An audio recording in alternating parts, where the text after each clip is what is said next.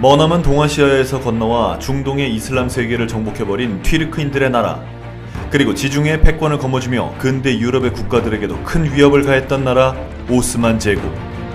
약 500년 동안 이어진 오스만 제국과 유럽의 충돌, 지금부터 본격적으로 시작합니다. 1040년 튀르크계 부족인 오우주족이 건국한 대제국 셀주크 제국이 내부의 권력 투쟁과 지속된 반란으로 117년 만에 멸망합니다. 그리고 11세기 후반에 셀주크 제국에서 갈라져 나와 아나톨리아 반도에 자리잡은 튀르크계 국가 룸 술탄국 역시 13세기 중반에 이르러 내부의 반란과 몽골군의 침입으로 쇠락하게 됩니다.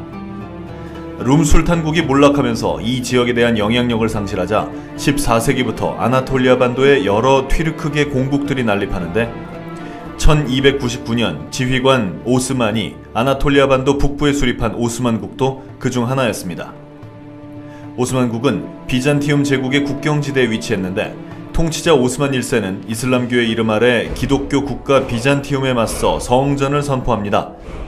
그리고 당시 몽골의 위협을 피해 서쪽 아나톨리아 반도로 피신한 튀르크인들과 이슬람 전사들은 이교도의 성전을 선포한 오스만 1세에게로 집결했고, 이는 오스만국이 성장하는 데 큰 밑거름이 됩니다.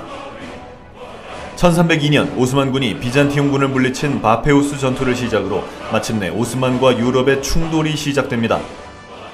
하지만 오스만군의 침략이 시작될 무렵 비잔티움 제국은 약 100년 전에 4차 십자군이 행한 콘스탄티노플 대약탈의 여파로 이미 회복이 불가능한 상황이었습니다.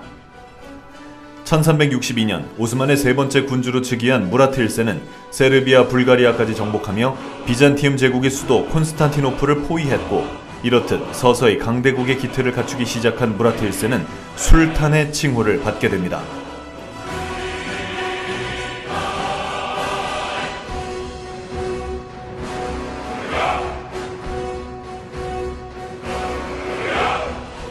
물론 유럽이라고 가만히 있었던 건 아닙니다. 이교도 이슬람 세력 오스만군이 발칸반도까지 침략하자 프랑스, 잉글랜드, 독일 등 서유럽의 제후들은 위기에 빠진 헝가리와 함께 십자군을 결성하는데요. 하지만 1396년에 벌어진 니코폴리스 전투에서 오스만의 4대 술탄 바예지트 1세는 정직한 돌격을 펼치는 십자군 중기병대를 유인해 격퇴합니다. 자, 이제 유럽의 십자군까지 격파한 오스만은 순조롭게 강대국으로 성장할 수 있었을까요? 아닙니다. 니코폴리스 전투에서 십자군을 격파한 오스만에게 첫 번째 위기가 찾아오니 이는 바로 동쪽에서 나타난 정복자 티무르였습니다. 1402년 10만이 넘는 티무르군과 약 8만의 오스만군이 앙카라에서 충돌합니다. 하지만 티무르군에게 식수를 빼앗기고 티무르에게 미리 포섭당한 오스만군 휘하 부대가 배신하면서 결국 오스만군은 대패했고, 술탄 바예지트 1세가 티무르군에게 포로로 잡히게 됩니다.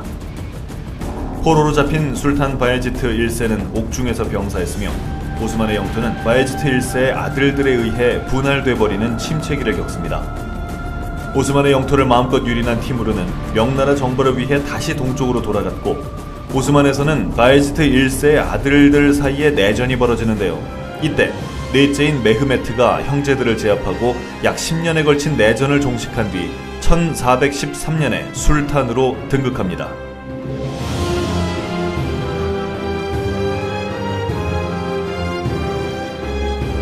(1421년에) 오스만의 6대 술탄으로 즉위한 무라트 2세는 숙부들의 반란을 진압하고 다시 국가 재건에 나섭니다.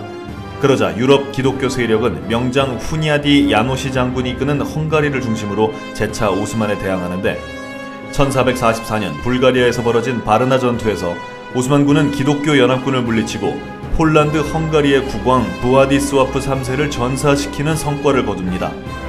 1448년에 발칸반도에서 벌어진 2차 코소보 전투에서 오스만군은 또다시 헝가리군을 패퇴시키는 대승을 거둡니다. 1451년 오스만을 성공적으로 재건한 무라트 2세가 사망하고, 뒤를 이어 아들 메흐메트가 오스만 제국의 7대 술탄으로 즉위합니다. 그리고 1453년 운명의 그날이 찾아옵니다. 발칸반도 남부의 지배를 공고히 한 오스만에게 남은 건 비잔티움 제국의 수도 콘스탄티노플 뿐이었고, 1453년 4월 만반의 준비를 끝낸 21살의 술탄 메흐메트 2세는 약 10만이 넘는 병력을 이끌고 콘스탄티노플을 공격합니다. 비록 10,000명 이하의 적은 수였지만 콘스탄티노플을 방어하는 비잔티움의 수비군과 용병들은 난공불락의 요새에서 결사항전했는데요. 오스만은 견고한 콘스탄티노플의 3중 성벽을 부술 거포를 준비해 공성전에 돌입했고 땅굴을 파기도 했으며 수비군이 해안의 방비를 위해 쳐놓은 쇠사슬을 우회해 육지로 배를 옮기는 등 갖가지 방법을 동원해 콘스탄티노플을 공격했습니다. 1453년 5월 29일 약 2달 동안 치러진 힘겨운 공성전 끝에 결국 콘스탄티노플이 함락되고 비잔티움 제국의 마지막 황제 콘스탄티누스 11세가 전사하면서 최후의 로마 제국은 약 1000년의 영광을 뒤로한 채 역사 속으로 사라지게 됩니다. 콘스탄티노플 함락은 세계사 속에서도 중요한 사건인데 이 사건 이후 지중해 강대국으로 떠오른 오스만 제국으로 인해 유럽 국가들은 지중해를 피해 대서양으로 향하는 신항로를 개척합니다. 그리고 이는 유럽인들이 아메리카 대륙을 발견하는 원인 중 하나가 되기도 합니다. 또한 비잔티움의 학자들이 서유럽으로 탈출해 르네상스를 꽃피우는 데 기여했다는 평가가 존재하며 그동안 이슬람 세력의 침략에 맞서 기독교 국가들의 방파제 역할을 하던 비잔티움 제국이 멸망하자 이제 유럽의 중심부는 이교도 오스만 제국의 위협에 직면하게 됩니다. 콘스탄티노플을 함락한 메흐메트 2세는 수도를 콘스탄티노플로 옮기고 다시 발칸반도와 크림반도, 지중해 동부, 아나톨리아 반도 동부에 정복을 실시합니다. 정복왕 메흐메트 2세가 사망한 뒤로도 꾸준히 팽창하던 오스만 제국은 같은 이슬람 세력인 이란 지역의 사파비 왕조와 이집트의 맘루크 왕조를 격파하고 1517년 이슬람 세계의 맹주로 등극하게 됩니다. 1520년 오스만 제국의 9대 술탄 셀림 1세가 사망하고 셀림 1세의 외아들 술레이만이 오스만 제국의 10대 술탄으로 즉위합니다. 술레이만 1세는 유럽으로 진격해 헝가리 왕국과 또다시 충돌했고 1526년에 벌어진 모하치 전투에서 오스만국은 헝가리군을 상대로 대승을 거둡니다. 이때 붕괴돼버린 헝가리의 지배권을 놓고 술레이만 1세에게 새로운 강적이 등장하는데요. 이는 바로 장차 오스만 제국의 오랜 숙적이 될 신성 로마 제국의 황가 합스부르크 가문입니다. 1529년 헝가리 지역에서 합스부르크 군과 격돌해 승리를 거둔 술레이만 1세는 내친 김에 10만이 넘는 군대를 동원해 합스부르크 가문의 본거지 빈을 공격하기에 이릅니다. 하지만 악화된 기상과 오랜 행군, 빈의 견고한 방어 등으로 결국 술레이만 1세는 빈 공략에는 실패합니다.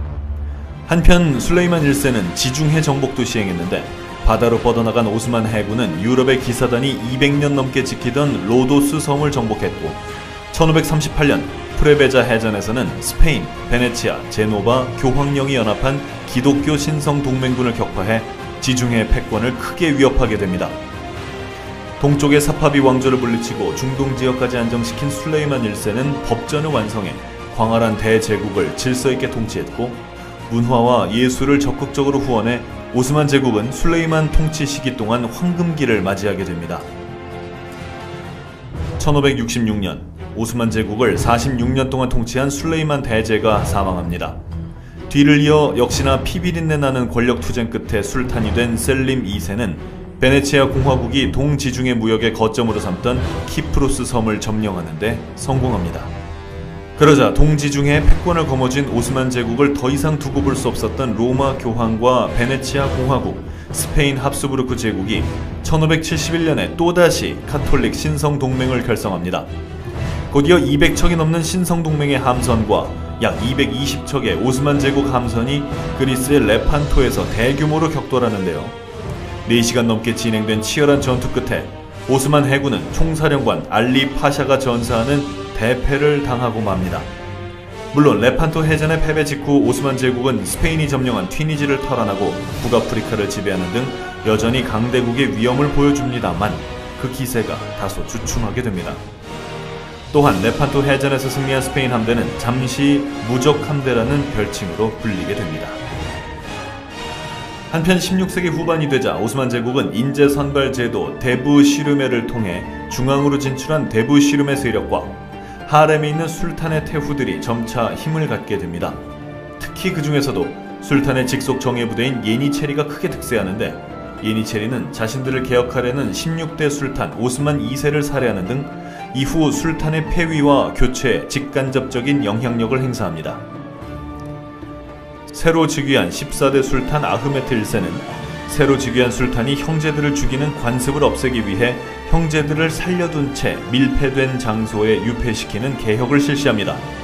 하지만 이후 밀폐된 곳에서 세상 물정 모르고 허약하게 자란 왕족들이 술탄으로 즉위함에 따라 술탄의 권위는 더욱더 약화됩니다. 1648년 어린 메흐메트가 19대 술탄으로 즉위하자 섭정을 실시한 술탄의 어머니 투르하는 쾌프릴리 메흐메트 파샤를 대제상으로 임명합니다.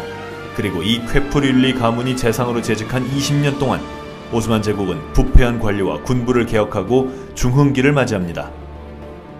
1672년 동유럽의 강자 폴란드 리투아니아 연방이 외부의 침략과 내부 분쟁으로 혼란스러운 틈을 타 오스만은 폴란드를 침략했고 나아가 러시아도 침략해 오스만 제국의 영토는 최절정기를 맞이합니다. 1683년 기세를 탄 오스만 제국은 10만이 넘는 대군으로 합스부르크 왕가의 본거지 빈을 또다시 공격합니다. 만반의 준비를 갖춘 오스만군은 빈을 포위한 뒤 장기전에 걸쳐 빈의 성벽을 무너뜨렸지만 때마침 빈을 구원하기 위해 나선 폴란드군이 전장에 도착해 결국 오스만군은 패배하게 됩니다. 오스만 제국이 패퇴하자 교황 인노첸시오 11세를 중심으로 또다시 기독교 신성동맹이 결성됩니다. 1684년 합스부르크 왕가의 오스트리아와 폴란드 리투아니아 연방, 러시아 차르국이 참여한 신성동맹군은 오스만군에게 대반격을 실시했고 1699년 오스만 제국은 결국 헝가리, 루마니아 지역을 합스부르크 왕가에게 내주는 등 많은 영토들을 유럽 국가에게 빼앗기게 됩니다. 이때 오스만 제국에게 한 가지 더 안 좋은 소식이 있다면 오스만과 인접한 러시아가 표트르 대제의 치세를 겪으며 점차 강대국으로 성장하고 있다는 점일 것입니다. 그리고 강대국이 된 러시아 제국은 훗날 오스만 제국을 가장 많이 괴롭히는 유럽 국가가 됩니다. 1718년 사부와 공자 외젠이 이끄는 합스부르크 군에게 패배한 오스만 제국이 재차 영토를 잃게 되자 대제상 다마트 이브라힘 파샤는 문화와 예술을 장려하고 유럽식 개혁을 단행하는 튤립 시대를 개막합니다. 하지만 곧바로 일어난 민중들의 반란으로 대제상이 살해되고 술탄이 폐위됨에 따라 튤립 시대는 12년 만에 막을 내리고 맙니다. 1739년 합스부르크 왕가의 오스트리아 그리고 러시아 제국과 동시에 싸운 오스만 제국은 오스트리아로부터 다시 영토 일부를 돌려받는 등 자신들의 건재함을 과시합니다. 이후 오스만 제국에 잠시 동안 평화가 찾아오지만 1762년 러시아 제국에서 예카테리나 2세가 즉위하자 상황이 다시 급변합니다. 훗날 예카테리나 대제로 불리게 될 예카테리나 2세는 적극적인 영토 확장을 실시했는데 1768년에 벌어진 러시아 튀르크 전쟁에서 러시아군에게 육지와 바다 가릴 것 없이 패배한 오스만군은 크림반도와 흑해의 주도권을 상실하고 맙니다. 1787년 오스만 제국은 빼앗긴 영토들을 탈환하기 위해 러시아에 선전포고를 하지만 명장 알렉산드르 수보로프 장군이 이끄는 러시아군에게 대패해 오히려 추가로 영토를 잃고 맙니다. 1798년 프랑스의 나폴레옹이 영국과 영국의 식민지 인도를 갈라놓기 위해 중간 지점인 이집트 원정을 단행합니다. 그러자 오스만 제국과 휘하의 이집트 맘루크군은 나폴레옹의 프랑스군에 맞서 싸웠고 영국 해군의 도움을 받은 오스만군은 이집트에 상륙한 프랑스군을 3년 만에 몰아냅니다.